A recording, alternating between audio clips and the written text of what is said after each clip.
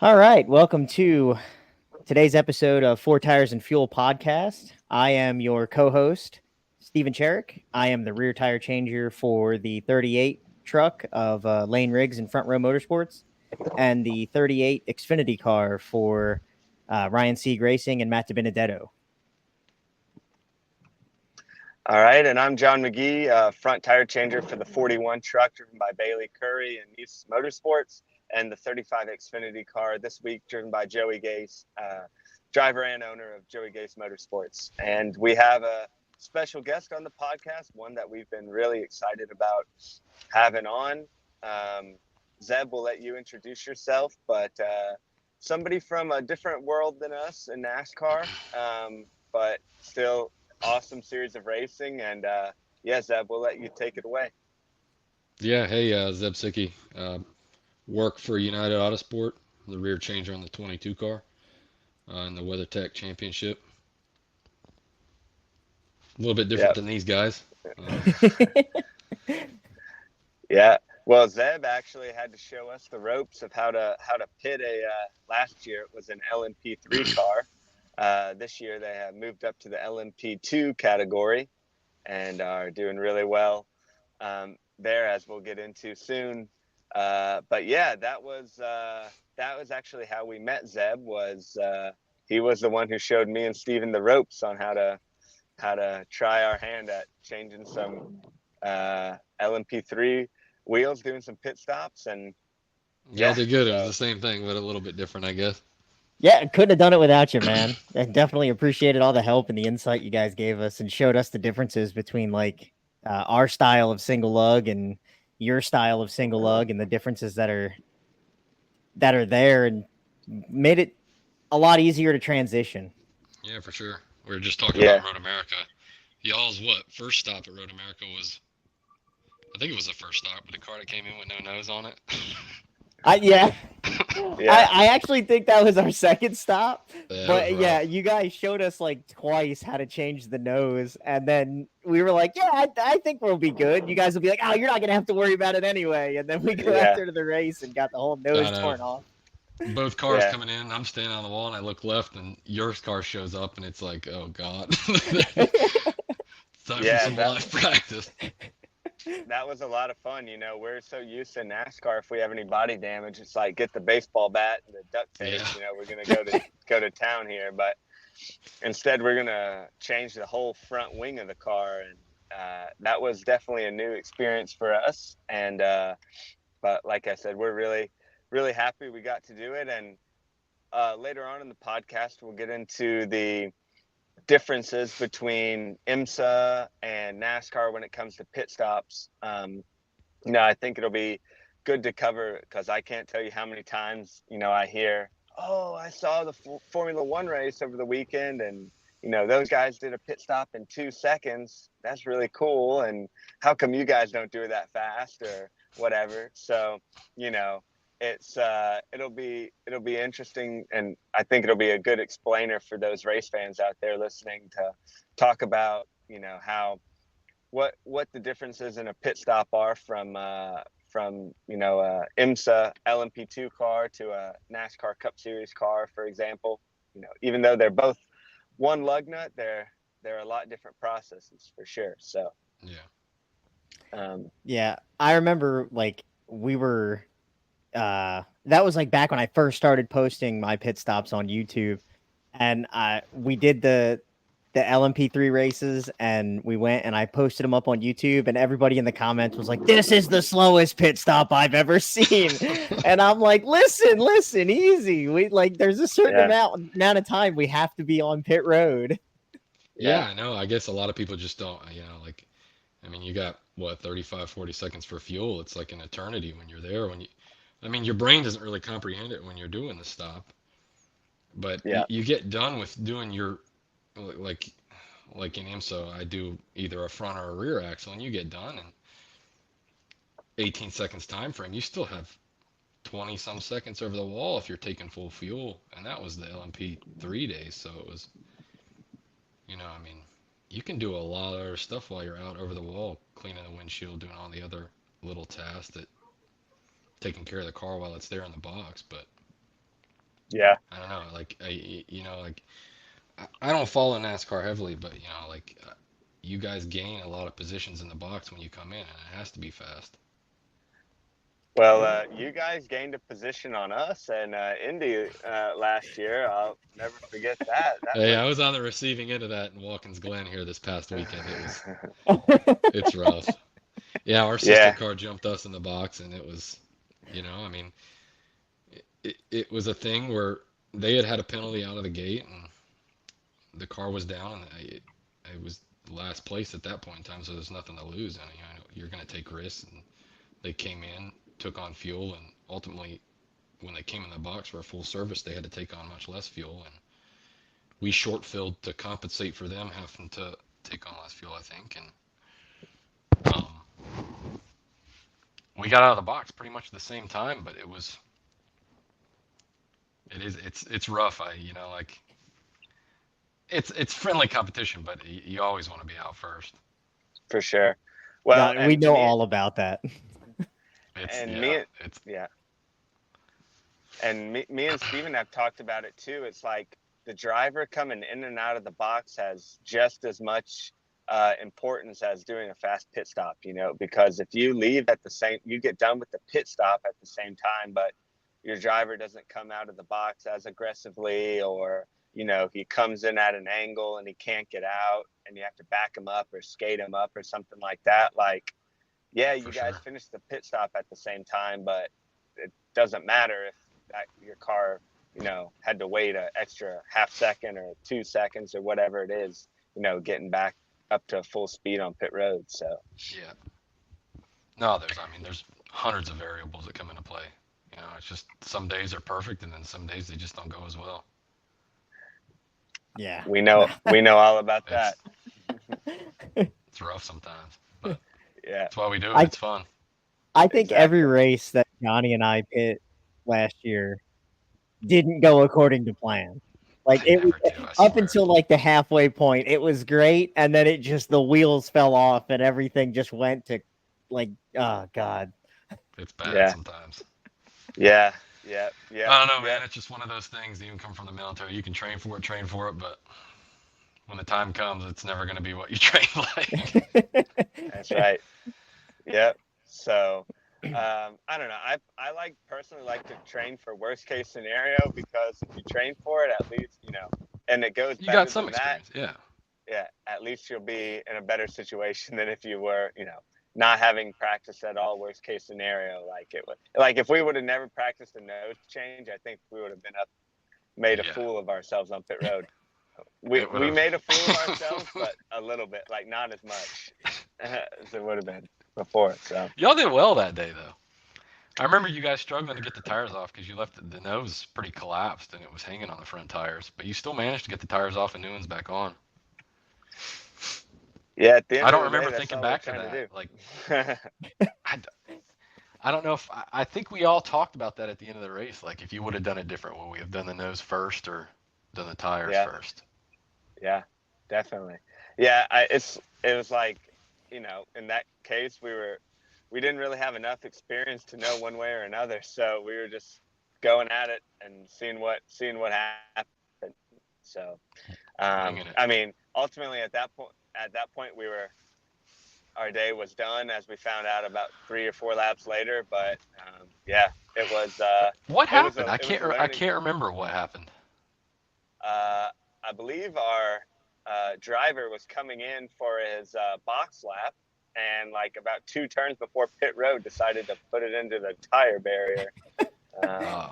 He was going around the carousel, and like he was, I don't know if there was a lap car or something, and he just shot way off the carousel and into the tire barrier. And then next thing you know, we're replacing the nose, and then he was complaining about it being hard to steer. And oh, that's right. I remember it was like a mechanical error. Yeah. They said if it's too you retired the car then, didn't you? Yeah, they said if you can't drive it, just take it behind the wall. Yeah. We had two cars where I thought we might finish on the top step of the podium, or at least the podium going up, and then we did not finish either of those. But so you guys, I'm trying to think back. You you did Road America, you did Indy. There was one before that though too, wasn't there? I don't. What was it? I don't remember the third one, but I know there was Maybe there was only 2. I don't know. 3 of them. Oh, there might have only been 2. Chocolate. It felt like a race. I remember like 5 times. It's like that's great. He's breaking up pretty bad. Yeah, his connection is pretty bad 'cause he's in the car driving, but yeah, so like, yeah, it all in all, it was fun. A lot of it was like, it was a different experience. It was awesome to do, and I would definitely choose, if I had to choose to do it again, I would definitely do it again. And Yeah. like, I know I got with Jacob, and I was talking about trying to get you guys over to RFK to do some practice on the Cup car, just to see like the differences and everything. And we could never get that set up, and I really wish I did. I'd love to see it, man. It would be rough at first. I just can't. Like when I was doing the practice with you guys last year, thinking about just talking to Johnny about just doing the front axle and how you guys are on the outside throwing a wheel up against the wall. Like rolling it towards the pit wall. I feel like I'd be so terrified to roll it because that son of a bitch would just go in some wonky direction. I'd feel so worried about getting a penalty for that, but It definitely happens where they'll chuck the tire, and if it hits the hose wrong, if it bounces wrong, like it can go wherever it feels like going. I believe it. But yeah, it's so tell us a little bit about you guys were JR3, and then you guys got merged with United Autosport. And how's that process been going, and how's that affected you guys?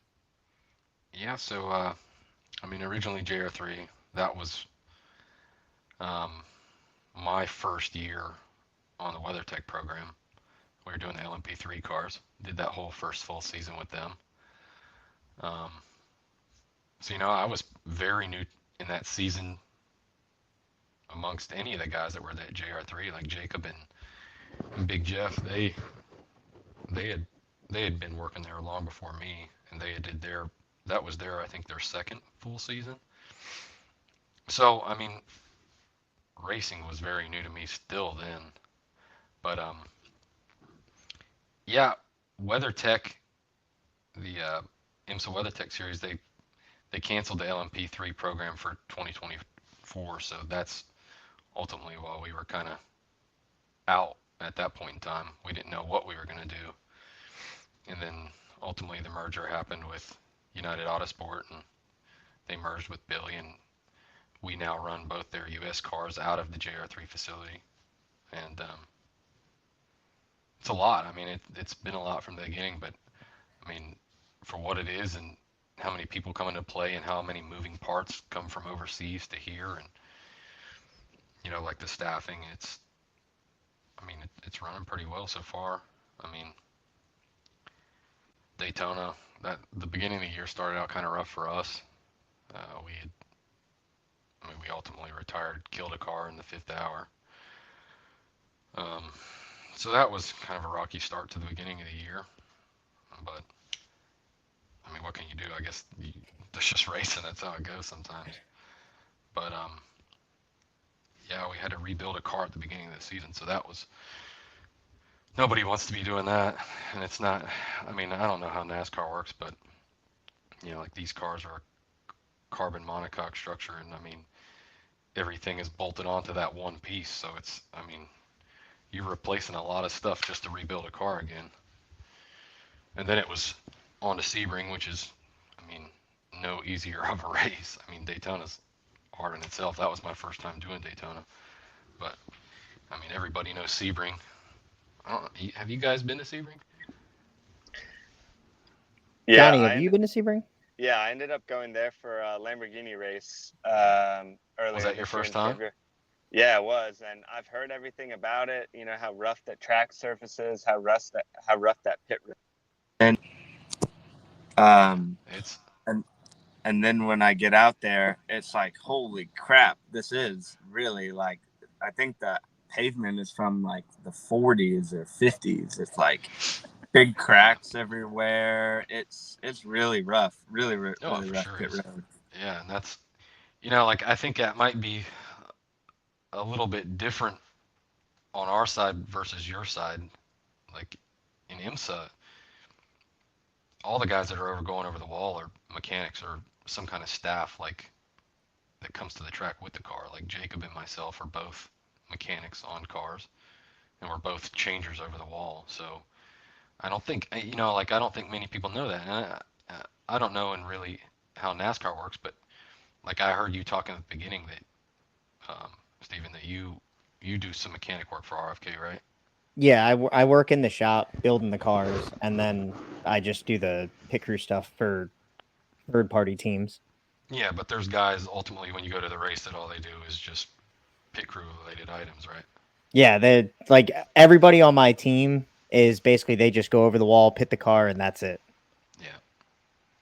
Yeah, so I mean that's completely different in the realm of IMSA because all those teams, the people that are going over the wall are mechanics or do something directly with the car before it goes out onto the track. So, like going into Sebring, that was the first time I had ever rebuilt a P2 car. It's a nerve-wracking thing when you're sending a car out for the first time, especially in a brutal place like that that's, made to make cars come apart. I mean, it's a 12-hour race, but I mean, that 12-hour race is much more brutal than some 24-hour races, just with the conditions of the track.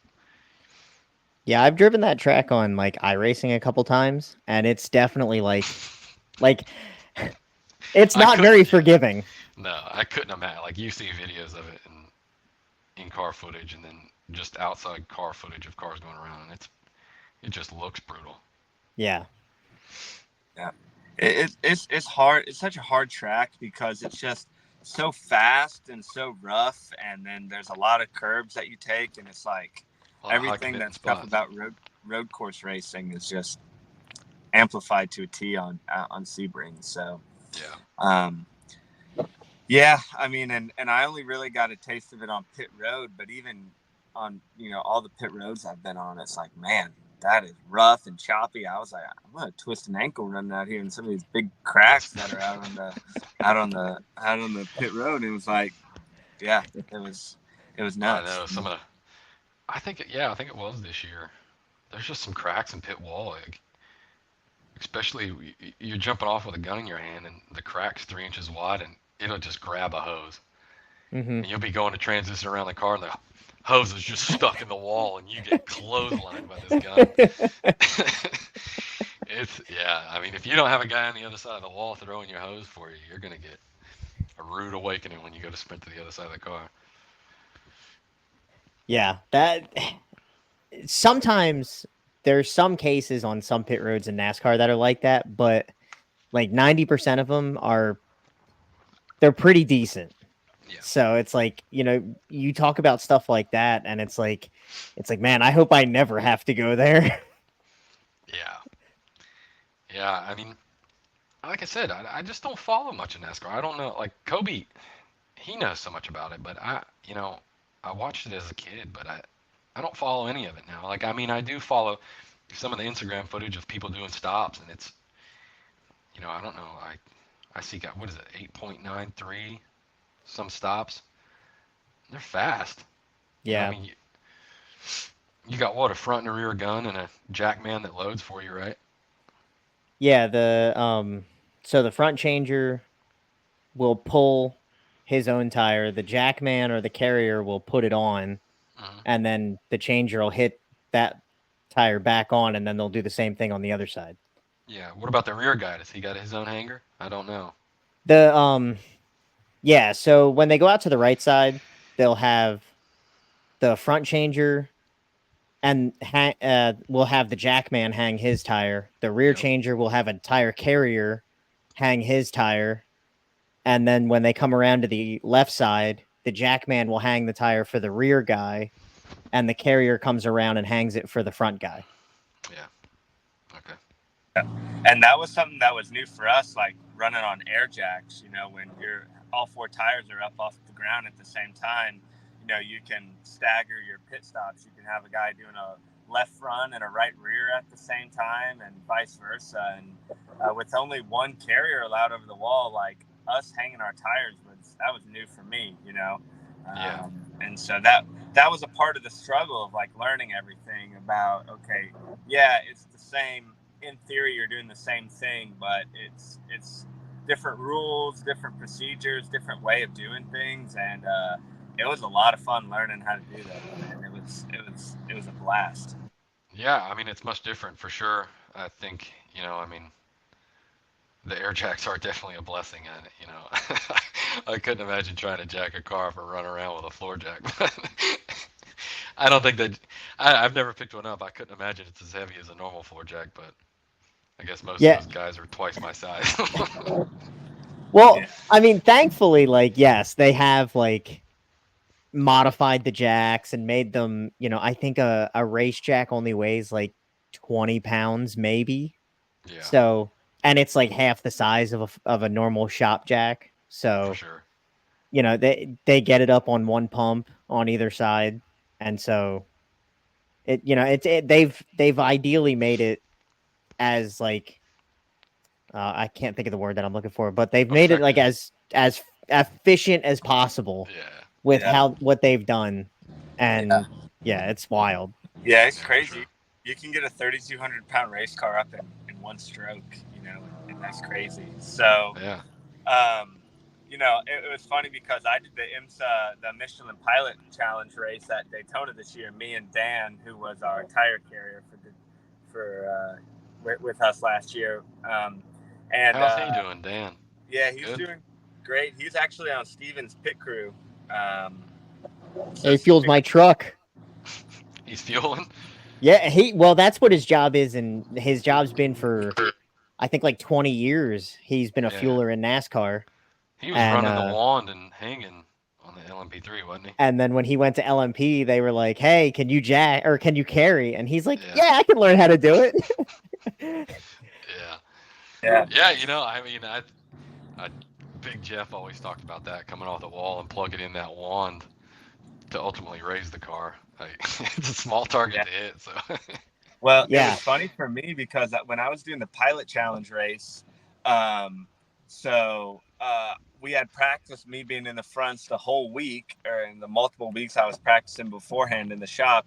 And then the day before the race, the guy, or maybe the day of the race, the guy was like, "Hey, I actually feel way more comfortable in the fronts than," he's like, "Can you do the rears?" And I was like, "Okay, I guess." And he was like, "Yeah, you'll have to plug in the air wand. You have to do this and that." And I'm like, "Okay, I mean, like, yes, I'm sure I can do it. Is it going to be good?" Like, we had 3 weeks to practice this, and you tell me the day of, you know, it's like, hey, by the way, What? go in the rear. This was on like a Super Trofeo Lambo? This was a GT4 car in the Pilot Challenge, the week of Daytona. Yeah. But yeah, I was like, cool. Thanks for letting me know that. I mean, it's not. You're right. It's not. You know, hard. that's the thing. You know, it's not one of those things that when it's said to you, it seems like a major deal. But you know, like when you're going out there and your muscle memory is said, I've done things this way in the front for this long, and you go out there and try to do it in a completely different motion on the rear end of the vehicle, and now I got to stab a wand into the back of the car that sometimes might not want to go on, or you know, you're in a rush, you're shaking all over the place and you can't get it on. You know, that holds up the whole stop because everybody's waiting on you front and back to bring the whole car up in the air, you know? Right. Yeah. No, I remember timing it, and it was like, you know, you're not allowed to jump off the wall to the cars from the complete stop. So from jumping off the wall to when I hit my first lug nut on the right rear, I think it was like 8 seconds or something like that, because I'm also carrying my own tire out too. Yeah. So, you know, I carried my own tire out. I put my gun in the center hole of the wheel, held both of those together, and then tried to plug in the gun, the air wand with my left hand, and it was just like, yeah, I tried. I mean, it was like, it could have been optimized better for sure if I had even like 5 times to practice, but it was just like, oh yeah, just go over there, try it, see how it goes. So, yeah, for sure. But yeah, it was, it's fun. It was fun. I love doing the IMSA stops, and me and Steven talk about it all the time too. We're like, man, I wish we could do more of those. That was an awesome opportunity we had the 2 times we did it. So Yeah, for sure. And I see. That's the thing is, like I don't know if that opportunity would become available that often because like back to what we talked about, how mechanics are ultimately pit crew guys. Like there's never really like they don't have a short on people doing pit stops. It's not like they have flying people just doing only pit stops. I think in your guys' realm, that's a more common issue that teams don't have people that are doing pit stops for them. So they need help from a third party or somebody that can fly in and do the job. I just don't see or hear about that often in IMSA. Yeah, that's what we heard, was that it was a very unique experience for us where we could do the fly-in deal, and like we had no issue coming in, a day in advance, or whenever, to help you guys set everything up and get everything ready. It was just that he was just like, yeah, if you guys, I think the one where we did Road America, we had a race that Johnny and I pit the day before at Yeah, I think I Michigan, do recall this. and then we had to fly in the day of the race because we did the Michigan Xfinity race, and it was like that was the only time that it really was like an issue with scheduling.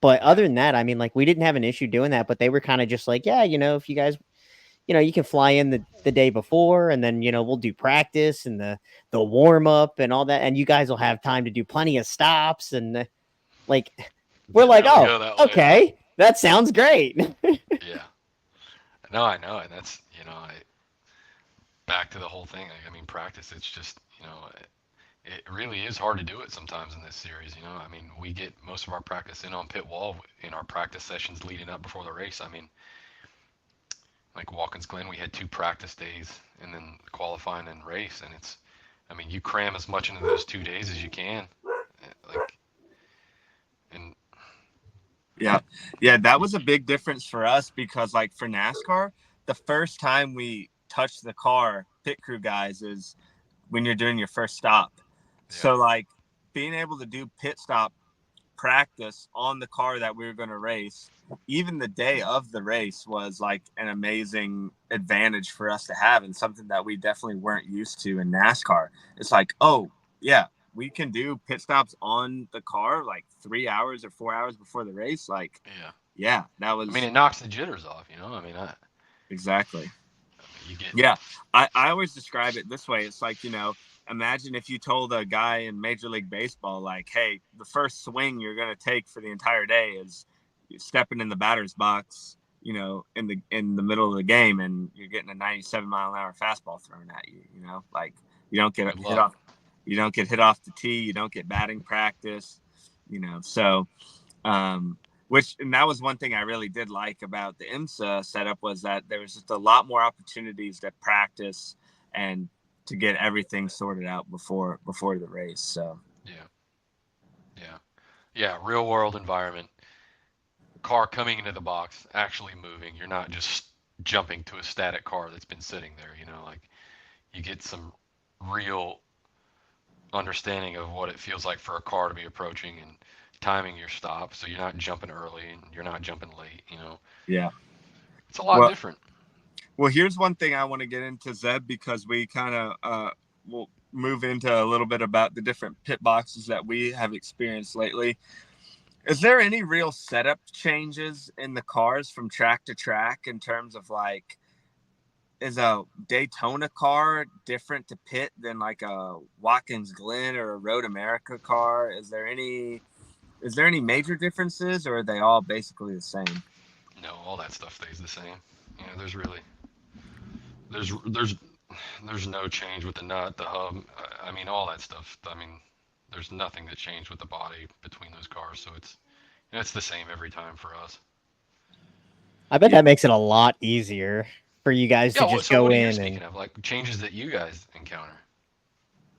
So like when you're racing like Daytona, Talladega, a super speedway, the truck or car that you're pitting on, the tires are going to be way tucked up in the Oh, fender. okay, yeah, So when they jack it up, it's they call it droop, and it's like it comes down real slow because they want it to stay tucked up as far as they can so the truck stays planted onto the ground and yeah. there's no air that comes underneath it. But then when you hit like a short track, it's like, you know, they might make it really, really low. So you're going to have to, when the jack man goes out there, he jacks it up. He might have to jack it up once and then hit another bump on the jack to get it up a little bit higher because the tires are just going to fall all the way to the ground so fast. So it's like the depending on the track that we go to depends on how the setup's going to be for the car or truck that we're pitting. So it's like it's always different for us. Yeah. Yeah, like I'll give a perfect example. Like this week is the only track or only week I think where we're at 2 different tracks in a weekend. So like we're at a small short track tomorrow for the truck series called IRP, Indianapolis Raceway Park, and it's a super short track, low banking. And so, like, for example, my left front wheel is going to be at like 14.5% camber, 14 to 14.5% camber. Whereas in the Xfinity car that I'm going to pit the next day, it's going to be at 3 or 3.5% camber. Yeah. And there's going to be a ton of brake dust on the truck. That right front wheel is going to be way tucked up in there. And then on the Xfinity car, since we're doing a super speedway style of racing, like, not going to have a ton of hot brakes, not going to have a ton of brake dust. Camber is going to be way different. The setup is going to be different. Like it's going to be cleared out a little bit more. So yeah, like For sure. we sit and talk about actually in our podcast each week. We're like, what's the difference going to be in the car this week from next week? Like. Yeah. See, I mean, that's just not something I ever have to worry about pitting one of these cars. I mean, it's always the same. You never experience any kind of droop like that. I guess I don't know. I guess it's just a more heavy aero reliant car that set up. It doesn't really change anything like that. Yeah. Yeah, see that's like the difference is like when we go to road courses and like the Xfinity cars or the trucks or anything, like the front is going to be almost locked to the front hub or to the top of the fender where it's not going to move a lot, but the rear is going to be like it's going to come down a lot and move up and down a lot because they just want it planted to the ground as much as they can, and that's not something that we deal with on any of the ovals that we race on. Yeah. No, I can see how that would definitely throw a curveball at you. Yeah. So yeah, me and Steven will briefly talk about kind of our Pocono. So Zeb, Pocono is a track that has, like, I would say the biggest total area of pit box, maybe that or Indianapolis Motor Speedway. Pocono is just like an incredibly big track. Like the pit boxes are huge. And the racing is a little weird because it's a super speedway with super long straightaways and really high top speeds, but you're breaking into the corner and each corner has varying banking. And so on our truck, we originally were planning on, and this is kind of talking about how you have to adapt and change and figure out how things are going to work. We were planning on doing 1 stop for our Pocono truck race, and we ended up doing 4. So it was a big change. We had 3 laps into the race, our driver had a flat left rear, so we came down, changed the left side tires, and then 20 laps later we came down and did 4 tires, and then we had to do another right side tire and finished it up with 4 tires at the very end of the race with only 4 or 5 laps to go. So originally I was coming in thinking that, yeah, we're going to be doing 1 pit stop, easy day, in and out. And we ended up doing, I think, the most that we've done in a truck race all year. And to kind of add insult to injury, our flight got delayed 3 hours. This is the one where you posted you were 15 minutes. Yeah. Yes. So I remember getting to the race. Green flag started at 5:30.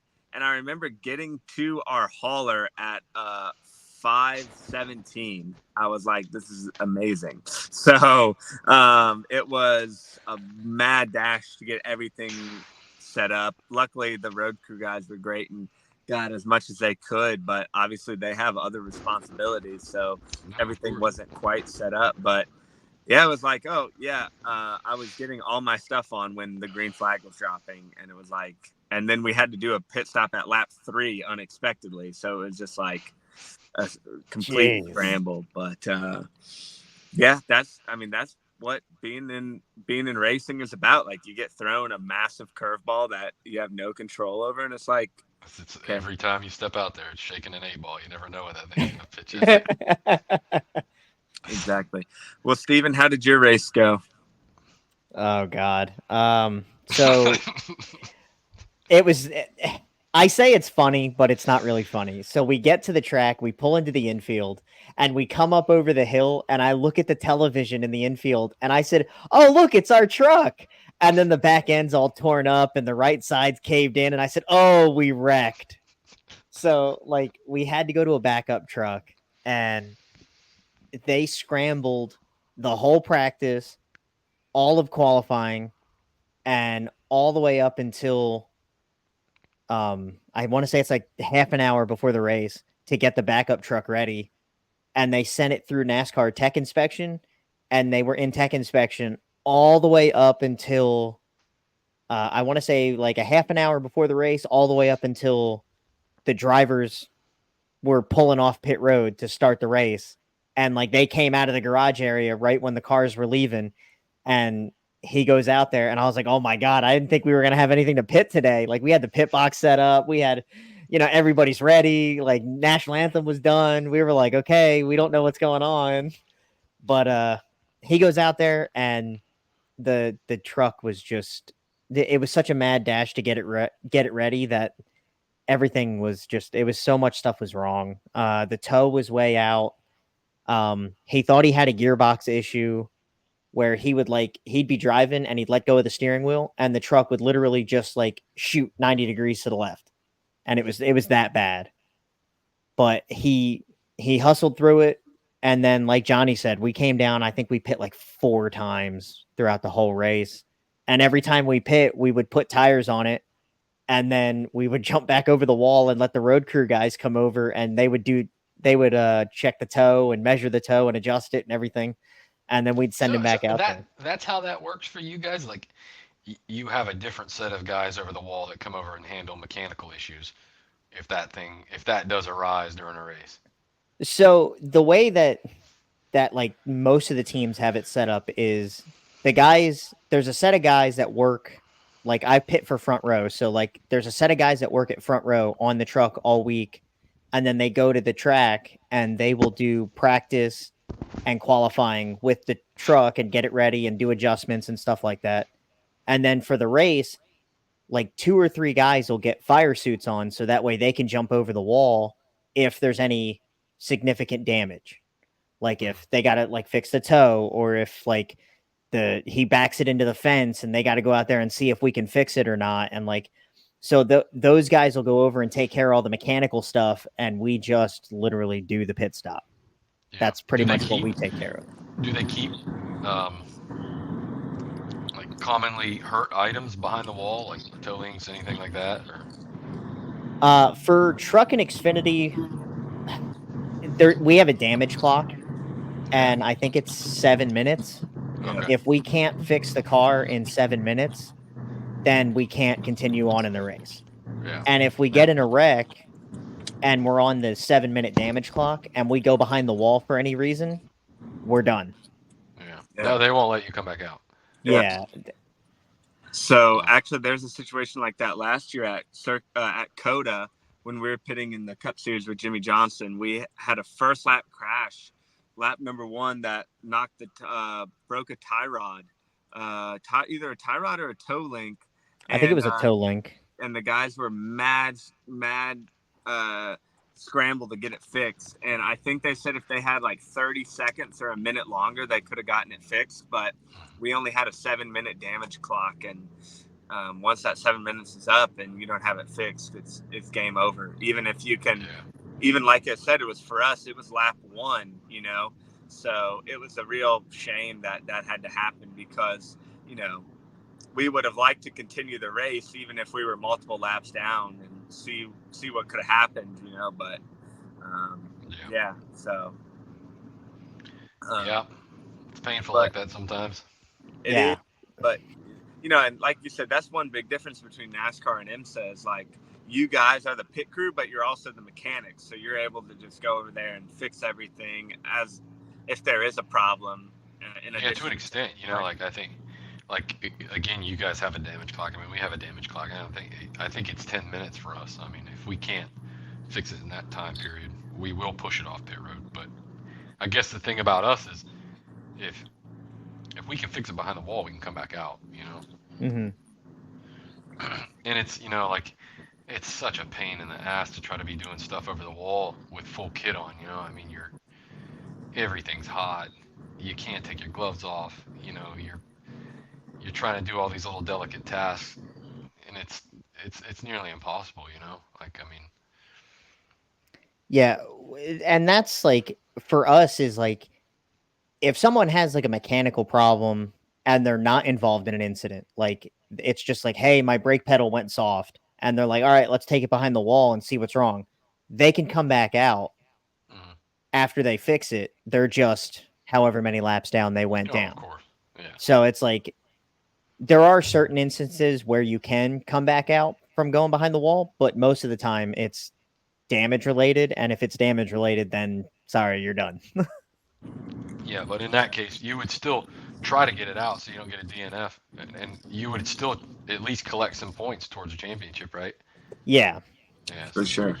For sure. And that's one thing I really liked about NASCAR and IMSA. It's like, oh, in Formula One, if you think that you're not going to finish in the top 10, even if your car is perfectly fine, I've seen some races, they're like, yeah, we're going to retire and we're going to save some parts, you know, or we're going to save some wear and tear because we only have 3 or 4 gearboxes we're allowed a year. Where in NASCAR, it's like, oh, we only have 3 wheels on it. Yeah, like, let's try and make minimum speed, you know? So, you know, let's try and get a point or two. So, oh, that fender's rubbing that tire? Cut it off and send him back out. Like, come on. Yeah. And that's the same way to an extent with IMSA. So I always think it's cool to see those guys, especially in a 24-hour race. It's like, you know, something goes wrong. It's like, well, we're going to try our best and fix it. You know, if anything else, for just the honor of, you know, trying our best to finish towards the end. You know, so yeah. I mean, our 24-hour race at Daytona went like that. I mean, I think it was the 3rd hour we sustained damage that was ultimately a damaged right rear corner, and we went behind the wall. And you know, I mean, we're pretty much prepped for situations like that, just because I mean, we have set corners ready to go. Everything's already preset to what's on the car. You know, you got dry brakes for brake lines, so you can swap a brake caliper completely, a whole corner, relatively pretty quickly. You can get the car back out. But I mean, I think we went something like 30 laps down. You know, I mean, I'm not saying it's unrecoverable, like you can't make it back in 24 hours, but I mean, you'd have to have a lot of stars aligning, buddy. A lot of yellow flags. And a bad fast race car. Yeah. But I mean, we sent that thing back out, and the driver's like, damn, it's better than it was before. Don't you, like, sometimes that becomes like depressing, and it's like, oh, okay, I guess we should have just wrecked on lap 1 and we would have been better than where we are now. It's just, man, the race gods are brutal sometimes. What? Well, okay, the race gods are brutal, but you know, with you guys, your next attempt at a 24-hour race was a whole nother story. So tell me about that. Tell me about the 24 hours of LeMan. God, man, you know, Billy asked us in the shop. He's like, "Who wants to go to LeMan?" It was just me, you know. I mean, and it was Jeff and I me and Big Jeff that went over, and me, Big Jeff, and Billy.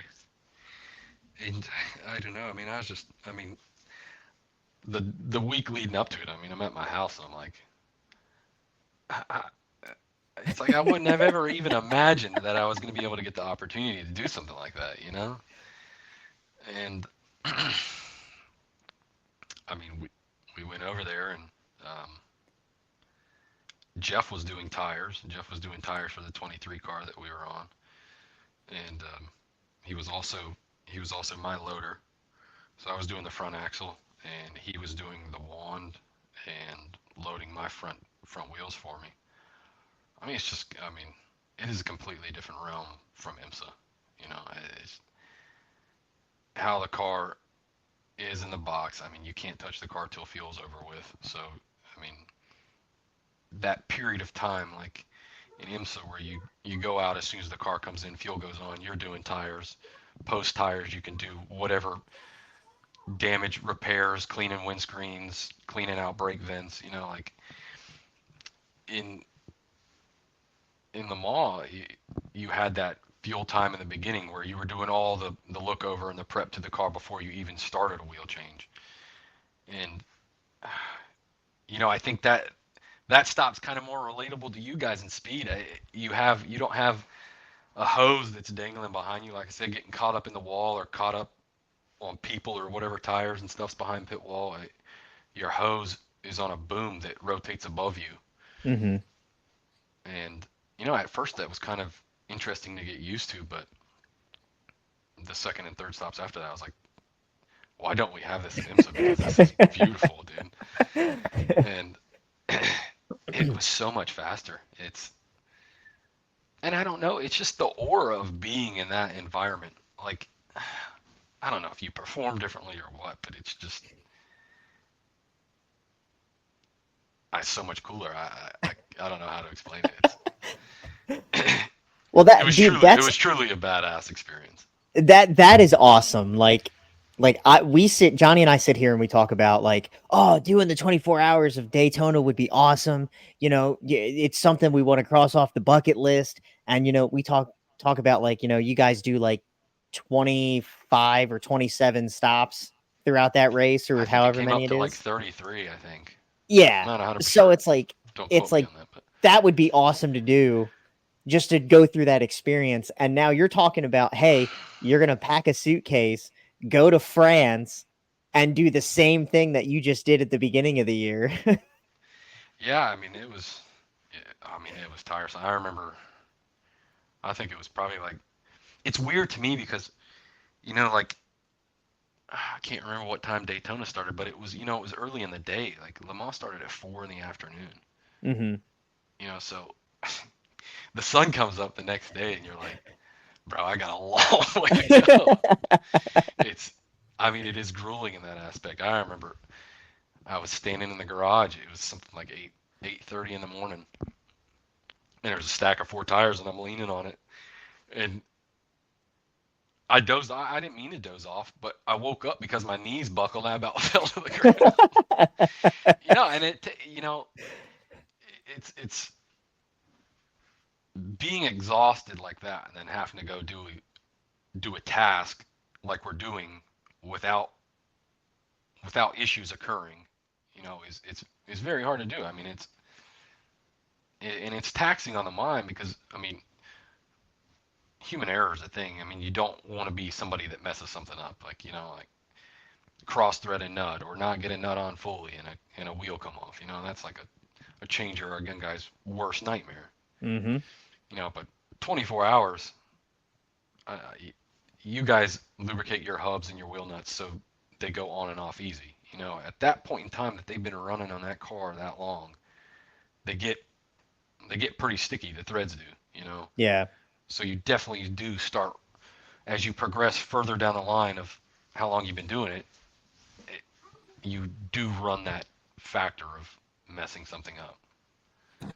Yeah. So one of the things that you talked about was like the lug nut and the threads getting sticky. Do you, like, you're doing 30, 25, 30 stops. Do you change the lug nut mid race, or you just run with the same one as long as you can keep it on the car, you run with that? It's the same one, yeah. Like, I mean, yeah, you're going for speed during those pit stops, like, and I think we taught you guys, especially on the P3 car, we would always hand rotate the socket before you use the gun to drive the nut onto the hub, just for the fear of cross threading it. Like those P3 cars are really easy to cross thread a nut. I just the style and of the nut that you guys use in NASCAR, I think is much different. The threads are different, so it does go on in a way that you don't have to pre-thread it or anything like that. I'm not saying you have to do it on the P3 car. You can get away with it most of the times, but just for peace of mind, like I said, you got 40 seconds to do a stop. If I got 40 seconds to do a stop, I'll make sure I do it right. And Yeah. if that's what it takes for it to be right, I'm going to risk that half a second or whatever it may be to do that. So, I mean, but if an engineer says we got to do a fast stop, we're going to beat fuel, I'm going to send it, regardless of what happens. But no, we don't ever change nuts. Yeah. We don't. Well, and that was one thing we were really kind of was interesting to us when you're talking about, doing a pit stop on the 18th hour of the race or something like that, and you've slept 40 minutes the whole time, and you're completely exhausted. We were really like baffled that you guys didn't have backup crews or like multiple crews to do the race, because you have 4 drivers to do a 24-hour race. Like, if you had even a backup crew, it's like, all right, you guys go to sleep, backup crew's gonna do it, or these guys are gonna do the first 6 hours. So it's crazy that you guys are doing it the whole time. Yeah, no. I mean, the 2 24-hour races that I've did so far is Daytona and LeMan. Either one of those, none of the guys had backups. And I don't know. You put yourself in those shoes. If I don't, I don't think I'd want a backup. It's just as much of an endurance test on the crew as it is the car and the drivers. I think that's what makes a 24 what a 24 is, now that I've done it and I've seen it. It's not just a test of equipment; it's a test of literally everything, people and equipment. Yeah, I think that what makes it so much cooler to actually win one of those. No, I go bet. Figure. I was not on the winning car, but I mean, to be a part of a winning team at Le Mans for the first time was, there's no words that can describe that either.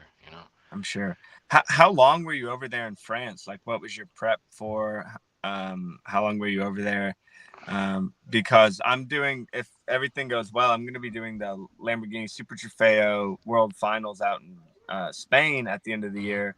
And like, they're like, you guys are out there for 10 days because we have 2 sets of practice, dedicated test days. We have 2 practice days. After that, we have a qualifying day. We have 4 races in total, 2 for the North American Championship, 2 for the World Championship.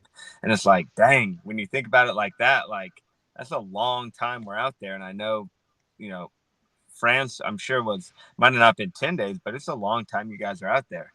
Yeah, it was just a little bit more than 2 weeks. I mean, consider the day and a half of travel, in that race, you get over there, and it was the first 4 days are just setting up. I mean, there is the amount of stuff in comparison to what we do in IMSA. It's baffling, the amount of like third-party crews that come up and set these structures up. And I mean, we were running 4 cars. They had the 2 P2 cars in the McLarens.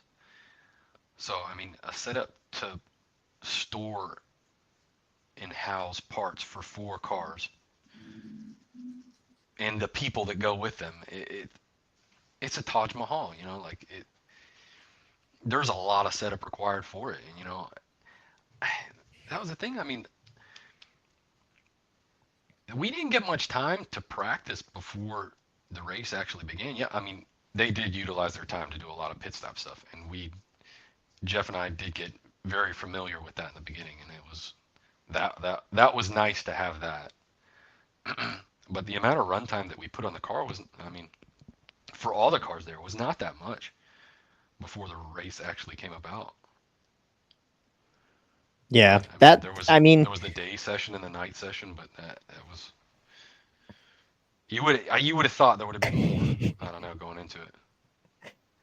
yeah. And so you said you weren't on the winning car, but you were on the winning team. So Yeah. when you guys crossed the line and you guys were like, "Oh my God, we're first in our class! Like this is amazing!" Like when you guys were there at the podium, like were you right there, or were you like since you Yeah, I guys mean, weren't on the winning car, you guys kind of had to like stay back kind of a little bit? I mean, being united, we all won that day. I mean, and that was the thing. I was like, I just remember the last final moments of the race. Like you could tell. I mean, the car had a 20-second lead. The 22 car did, and I mean, God forbid you don't want anything bad to happen, but we pretty much knew it was going to be a win. And the car crossed the line. And it was everybody up against the wall. You know, everybody's hanging over the wall. That is awesome. And then Yeah. they cordon off a section of pit road where the victorious vehicles come down through, and we went straight up to the podium, and all the class winning cars that were below the podium, all the teams down there. It's just, I don't know, just a euphoric experience. That's Well, amazing. and it was awesome too. We were rooting for you guys, obviously, but also our driver, Bajoy Gard, was, yeah, and we were like, Yeah. that's awesome, you know, that we pitted for him, and because we talked about it all the time, and we still talk about it. At the time, Bajoy was our bronze driver in LMP3, Yeah. and he would just kick the butts of every silver driver that we had him in the car, and we were like, Bajoy needs to drive as much as he can because he is amazing and he's kicking a world everybody's talent, butt. Man. He's crazy. And so Yeah. it was like we had Bajoy in, he put it on pole, he would get like an 8-second lead. We put our silver driver in, he put it in the tire barriers or spun out like 2 minutes in at Indy, and we were just like, what are we doing? So yeah, you know, but I mean, to see him win the 24-hour LeMan was amazing. It was like the crew, you guys, but then our driver who we pitted was like such an awesome, you know, for us as secondhand to experience that. We were just like, yeah, it's so cool. It was cool. It really was. Like, just to see how far that kid came, you know, like Kobe worked with him in the VP Challenge, and you know, him starting young there and having some issues at the beginning of the year, starting out Daytona, spinning in turn one, but you know, the kid did come a long way. Yeah, well, look, Johnny and I and Dan, especially Dan, he doesn't want to come on the podcast, but he's always here in spirit. Why not? He said he's more of a behind the scenes kind of guy, that he doesn't want to be on the podcast. So, okay. But yeah, the three of us, we were elated that day when Johnny put in the group chat and was like, "Oh my God, United Autosport just won the 24 hours of Le Mans." I was like, "Oh my God, no way." And like, I was so happy for you guys and like everything that you've done over like the past 2 years with us, especially, has just been awesome to see, and the growth that you guys have. And like it was awesome to know that we were a part of the stepping stone for that. Yeah, for sure. I feel the same way. You know, it's just like I said to you guys earlier in the podcast here. It's just, you know, I'm very new to racing. You know, I was a dealership mechanic before this. You know, like it just happened that at JR3 I had the opportunity to just be a part of a pit stop practice one day, and you know, it progressed from there. And you know, I think it's harder getting into the NASCAR side of things. I mean, I don't know if it is or not, but I mean, I feel like some of those guys are just professional athletes. You know, I mean, they're built and they're trained to do one specific thing nonstop. You know, that's kind of what I was gonna say, was that like it's like you guys do both. You do the shop work and the over the wall stuff. Oh, I know. Like It's everything from point A to point B. You cover it yeah, all. exactly. But when you get to the NASCAR side, you have to choose. You can either work in the shop or you can be an over the wall guy. And being an over the wall guy is not a cakewalk. No, it's not. Yeah. Doing both of those So, things is definitely you know- not a cakewalk. You know, it's Right.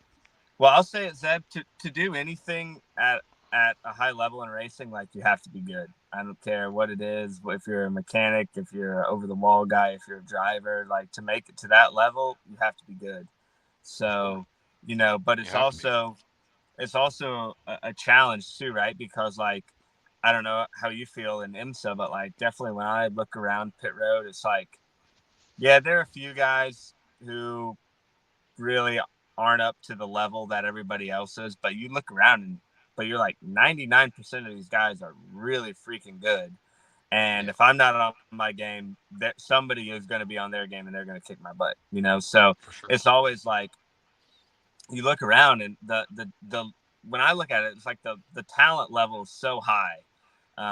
Once you reach this level, it's like everything is under a magnifying glass. The margins are so thin, and it's just like, you have to be on your game, because even if you're not by just a little bit, somebody is, and somebody else is going to be, and it's going to be a bad day for you and a good day for them, so. Yeah, not even in regards to just winning races and stuff like that. I mean, like you got to take the human life into factor, because I mean, you're doing a lot of stuff to these cars that if it goes wrong, somebody could ultimately pay the price for it.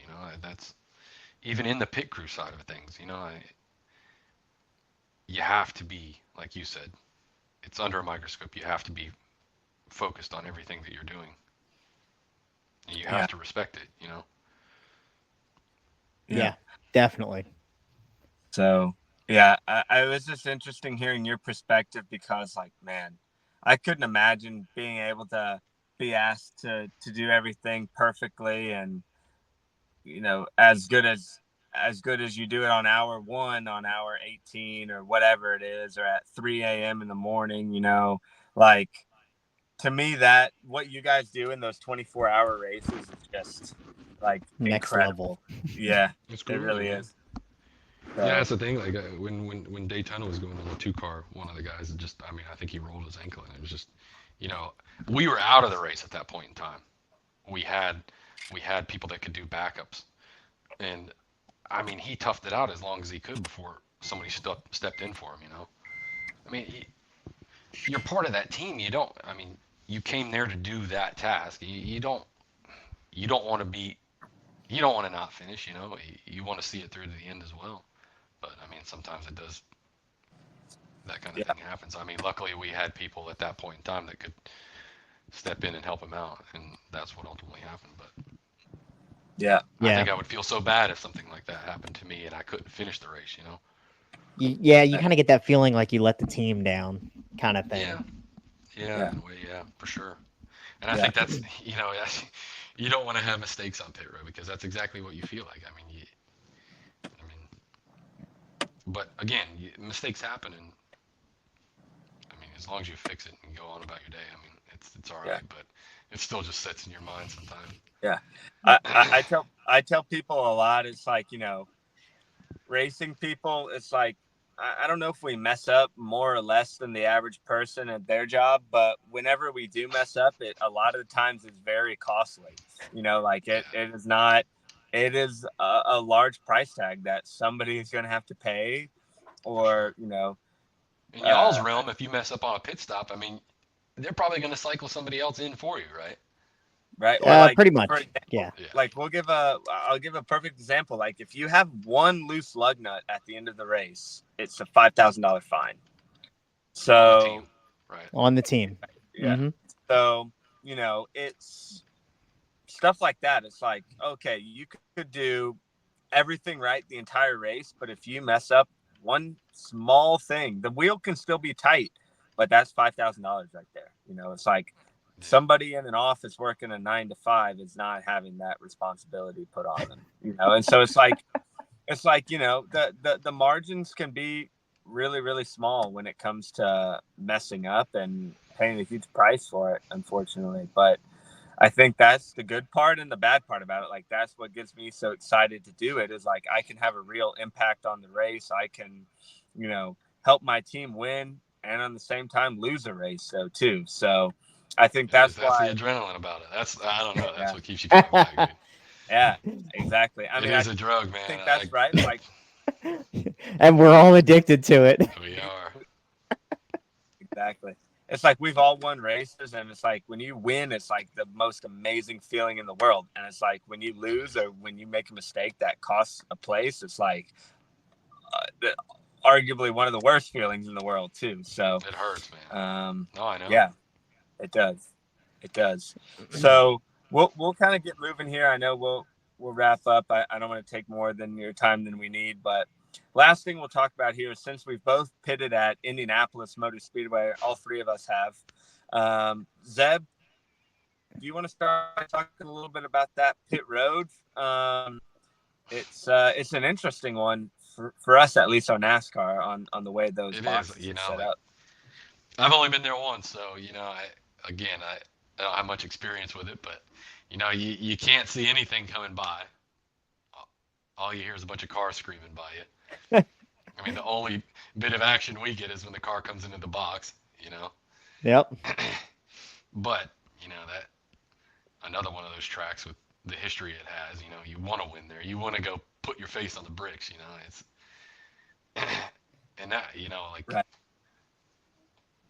It's just, I remember flying into that place because that was the first time I'd ever been there. And you fly over and you're like, dude, that place is massive. And you get there and it's like, even the people, the staff at the track, it's just a completely different aura with the people that are there compared to all the other tracks I've been to in the U.S. It's like, they're strict. They're to the point. Every time you go through someplace, they're wanting to see a badge. They want to make sure you're the right person being in this area. It's like, it's a different vibe to the whole thing. Like, yeah, and even 100%. just testing there, I don't know, it's just completely different. And it was cool because that was like my first real kind of like side of having like garages that were pretty near trackside. I mean, it's nothing like LeMan was. I mean, but it's anytime we don't have to set up an awning and racing, it's a beautiful day for me. Yeah. With how long it takes, like I remember when we did it at Road America, but how long that stuff takes to set up and tear down, I 100% agree with you. Yeah. It's painful sometimes, but yeah.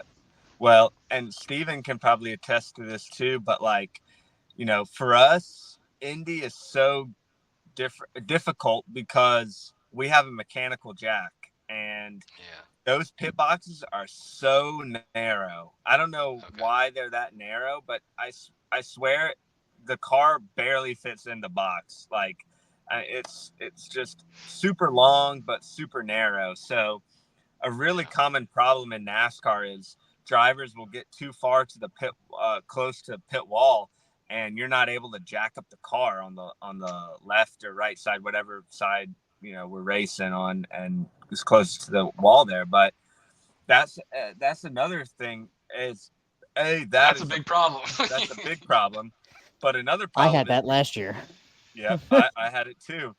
But another problem is, and more so for a rear changer, I feel like, but maybe even for a front changer, is there's so little space from the edge of your box. You're basically in pit road, and cars are a lane and a half maximum away from you, and people get hit, or they feel like the cars are coming in at 50 miles an hour right on your heels. Like, doing a NASCAR stop there is nerve-wracking for sure. Steven, would you say? It was the past couple of years, because you take all that stuff that John just talked about and take that into account. And then for us on the NASCAR side, they were backwards pit stops because they were doing the Indianapolis road course. So you're not used to doing a backwards pit stop. Everything is different. It's super tight. You got cars right next to you, leaving pit road or leaving the pit stall, getting on the pit stall. Like it's terrible. And then that's just the thing, like we talked about earlier, like even with with Johnny having to switch from like a front axle to a rear axle. It's just like when you swap the direction of the car, I mean, it is a big curveball thrown at your way. I mean, everything that you've trained for doing it this way, the car coming in from left to right, now you're doing it right to left. I mean, it really throws your mind for a loop. Yeah, because like on the NASCAR side, 99.9% of the time, the car enters from our right side. Yeah. But then whenever you switch to like Watkins Glen, Chicago, the street course, and then when they ran the road course at Indianapolis, it was left to right, and it just makes everything That like was probably a thing for you guys because most of the courses we race at are coming at you from the left.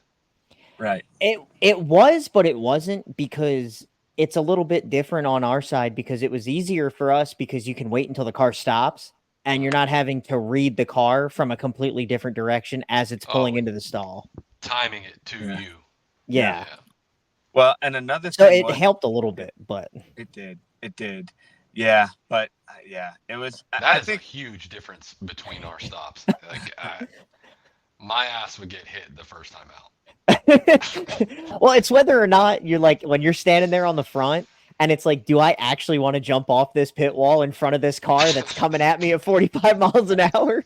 Well, it's funny too because it's kind of like NASCAR almost wants you to get hit too, because it's like they have a rule that you can't jump in front of the car until it's one pit stall in front of you. So sometimes that's 20 feet or whatever.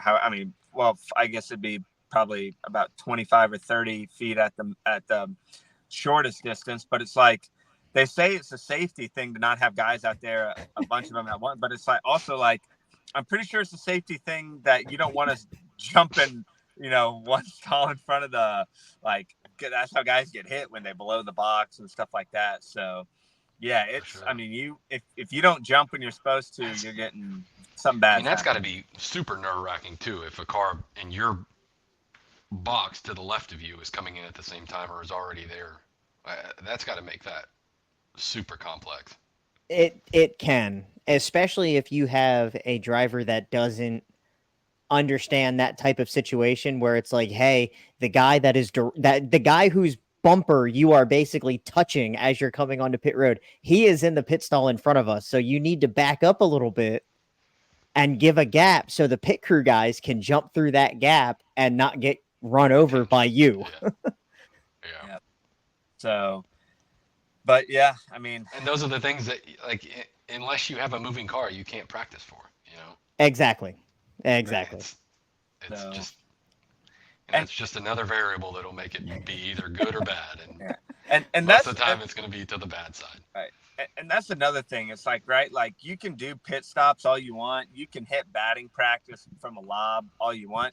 But until you're hitting off somebody who throws really hard, and it's not always going to be right down the middle. It might be at your head. It might be at your shin. Like it might, a baseball in the batter's box, it's easy to sit in there and hit off a tee, but when somebody's throwing at you hard and you don't know where it's going, like you can't simulate that. And if you only hit off the tee and then you try and go into the game and you see a ball coming at you, freaking out. I think it's the same thing with the pit stops. Like the more you do them, it feels so natural. And now it's like, I don't really even think about it. I don't know about you. I mean, Steven doesn't really jump off the wall until sound like I was hating on Steven, but the way we do it, like the rear changer is kind of on the wall more until the car gets in. But as a front changer, it was like at first I remember my knees were shaking so much the first time I jumped in front of the wall, and now it's just like, okay, I guess we'll get back up and try it again, so it's crazy how accustomed you come to that, a car coming in at 50-55 miles an hour and just kind of. Yeah, I mean, I don't jump out in front of cars or anything like that, but I mean, it does become a thing that it's just you do, and when you get done, you don't remember anything about it. You just did it, Yep. Right. Yep. So, I think that's what you kind of have to do is desensitize yourself to everything else except for that you're doing. Yeah. So Johnny, I've been in the sport for 6 years now. And this is my first time pitting at the Indianapolis Oval. Yeah. So it's exciting for me too. I I'm excited for regular pit stops, and I also obviously with it being the Indy 500, like running the same track as that, and I think it'll be real. I'm excited for it, but yeah, I don't know exactly what it'll be like. Yeah, but I know I'm excited for it. We did the Indy road course with IMSA. We've done it with NASCAR, and this will be my 4th time here, and never done a race at the Oval. So, yeah, I'm excited for it. Yeah, I can't wait. Like, I really want to go to IRP to see if we can win with Lane Riggs, but I mean, I really want to get to the Oval and see how that's going to go because I'm so excited to finally pit on the Oval side. Yeah. So, but yeah. Well, Zeb, Steven, like I said, I really appreciate it, and with the way that the time is, I don't want to keep you all more than we need to. But first thing we saw when we knew that you were winning LeMan, and just in general, like with the differences in IMSA, you were one of the first people we wanted to have on. So we're really happy to have you on. Thank you for having me. Well, we hopefully, really you can get Jake and I over there, and we can make a funny video for the channel of us trying it out for the first time. Believe me, well, I'm still trying. I still keep in contact with Jacob, and I'm like, yo, we got to get you guys over here. Yeah. I really want to see what it's like, Yeah, it's. I promise you won't look as funny as we did the first time we tried it. I promise you we will. Well, hopefully, I really hope we get the chance to do it. So, but yeah, man, good luck with what's next in the IMSA calendar. Is it COTA? No, it's Road America. We just got the test coming up. Yeah, it's Road America and then Indy. Yeah, another decent little stretch for us. Yep. Yeah. Well, there you go. I mean, like, it's good that you guys were able to, recover from winning LeMan and everything. And like, again, I'm so happy for you guys and everything that you've accomplished over there. And yeah, I mean, we're going to try, I think Johnny and I are going to try and get Jacob out here to be on the podcast as well, to share his side of the story. And, that'd be cool. And then, yeah, like I said, we'll try and keep you guys in touch and get you guys over to do some pit stops and see what you guys look like. And yeah. Dude, I'm down to try it. I ain't scared of it. Yeah. Well, thanks again, Zeb. We really appreciate it. And good luck with everything for the rest of the season. I'll be there at COTA and at Indy. So hopefully we'll get a chance to see you there on the IMSA paddock. So I'll see you there, buddy, doing tires. Yep. That's right. Looking forward to it. Thanks Gentlemen, again, guys. have a good evening. Yep. We'll see you. All right, guys. We will see you. All right. Take care.